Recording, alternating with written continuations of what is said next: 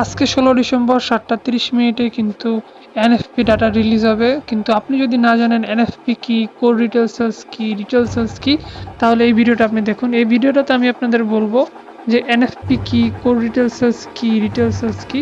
তো প্রথম আমরা শুরু করি নন ফার্ম এমপ্লয়মেন্ট চেঞ্জ। নন ফার্ম এমপ্লয়মেন্ট চেঞ্জ হলো যে ইকোনমিতে কতটা জব অ্যাড হয়েছে নন ফার্ম মানে ফার্মিং সেক্টরটা বাদে।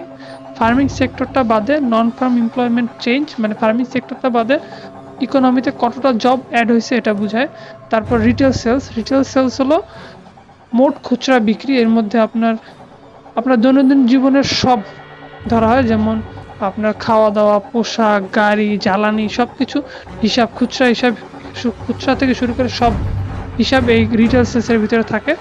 আর কোর রিটেল সেলস হলো যেটা আপনার যে জিনিসের দামগুলো হঠাৎ বেশি বৃদ্ধি পেতে পারে, যেমন জ্বালানি, গাড়ি, এইসব বিষয় বাদ দিয়ে কোর রিটেল সেলসটা হিসাব করা হয়। তো এগুলো হলো core retail sales, retail sales এবং নন ফার্ম এমপ্লয়মেন্ট চেঞ্জ।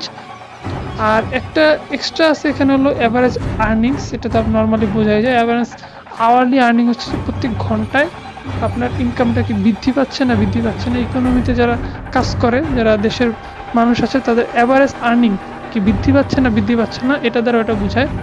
তো সবাইকে হ্যাপি ট্রেডিং, যাতে 7টা 30 বাজে আপনার ট্রেডগুলা প্রফিটে যায়। ধন্যবাদ।